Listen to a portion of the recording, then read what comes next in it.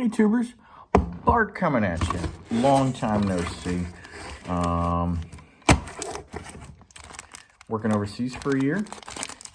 I'm at the midway point and I came home, took some leave. I'm here for the kids' Christmas break and then back to it for the second half of the tour. But I've got mail stacked up significantly, and I wanted to pop the overdue YouTube cherry, as it were, to get back in the mix and show you some cards. Two big piles. I broke it up. First one here will be basically non-49ers. Not everything I picked up. I've picked up some doozies that are sitting in my PWCC vault. I tried not to buy too much stuff and just keep getting it shipped to the wife. But bless her heart, she would, as it piled up, shoot me a picture every once in a while and crack them all open. And so I knew that, you know, I was getting the things that I was buying on eBay and stuff. But PWCC vault was working pretty well for me. I would just buy it and I go straight there. I never have to see it. Too easy. But we'll get into it here with some beauties, and it's kind of cool seeing stuff that I bought months and months ago finally in person. If it's raw, I have the intention of sending a sub in before I head back overseas. So that was the intention when I bought these cards. I have to give the closer inspections before I send them. But our DH/first baseman, Joey Meneses, All-Star Cup, which I'm a big fan of, and that is a Gold Wave Auto out of 50. Pretty cool. Not a ton for us to get excited about on the Nationals.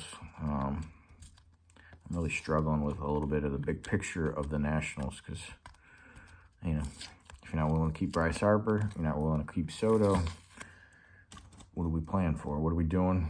I don't know. Another Meneses gold, I don't even remember what it's called anymore, but gold sapphire, I think, out of 50 on our All-Star Cup.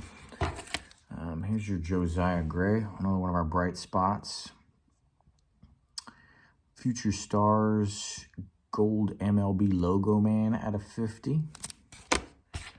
And then there's a CJ Abrams, who's a potential star. He's got what you want. He's got all the particulars, the tools, as it were. That's number 50 out of 50. That's the gold finest refractor. So we'll see if he can maybe add another 10, 15 points to his average there and keep it up. Picked up a Juan Soto. I collect Nationals triple threads out of 9, and so I've been waiting for a multicolored out of 9 Juan Soto for quite some time. Finally got one there. There's a nice little 3-color in there. So pretty sweet. And then the rest for the non-49ers pile is slabs. And so those that know me. I love me some PSA. So let's go on a little trip here. Catfish Hunter. Just a beautifully centered 4.5. You know, I was thinking I'd probably have a 5 or a 6 at some point, but when a beauty of a 4.5 comes up, hey, save a couple bucks, get a nice looking card. You know, when those registry sets have Mickey Mantle rookies and stuff like that, I don't really have to worry about points and things too much. There's a Sam Mills from 85 USFL, PSA 9, Hall of Fame rookie there. I just thought this was a cool card, and I got it for like 20 bucks a couple months ago. Gene Tunney from 1938, man, a PSA 4. Boxing personalities. Pretty sweet there. Kevin Garnett, the finest, PSA 9 rookie. That's his primary rookie for all the registry sets there. This one's an interesting story. This never showed up back in July before I left. And so I had to open a case. I got refunded.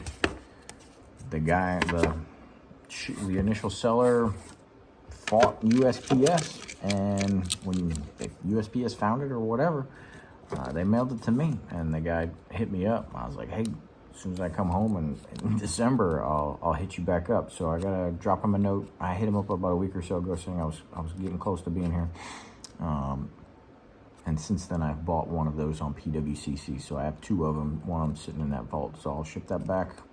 And yeah, because I got my money back on it, right? I've always liked this card. But the base 10 is kind of not highly sought after, not overly collectible. So I wanted more of a collectible one. So I got the Tiffany version in PSA 10. Roger Clemens from 91 Topps. This is an upgrade for me. I had a 2, and I bought it real early on, and I just was thinking I wanted a little bit more quality in that first ballot Hall of Famer set. It's a good-looking 2, but I got a nice 4 for a fantastic deal, so a little upgrade on the Lou Brock.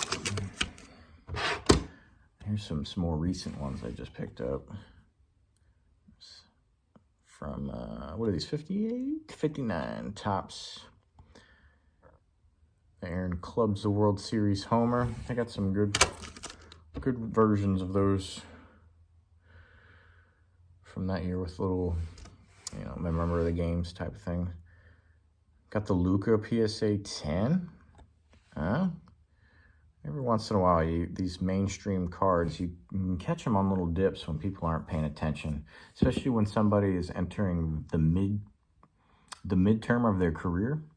You know, there's all that hype in the first couple years. Everybody goes crazy. Stuff skyrockets. Once that's happening, you just stay away from it. But in the mid part of their career, when they're just racking up statistics, you know, as long as it's not a deep playoff run at the time that you're trying to buy it, you can get some good deals.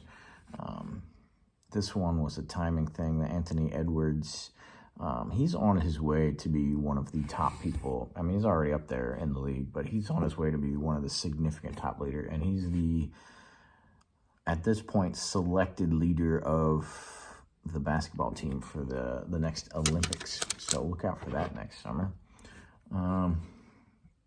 Super cheap because the population is through the roof, but he's put enough good seasons up early on in his career. He's worthy of having a card in my PC, and it's an All-Star Cup, so cannot beat that. The J-Rob, if you're into those, that's an easy buy for, I don't know, I think I got that for like $11 or something, which is crazy for a PSA 10, right? Always a sucker for gold medallion and a big Barkley Suns fan. So I got the PSA 9, which is a really, these foils, if you tried to buy a box of these now, you would see like little black spots from humidity. These would all stick together. So a PSA 9 is a really good grade for that. Here's a LeBron James from 07 gold medallion, PSA 9. There's a couple Star Wars. I'm not sure what I'm going to do.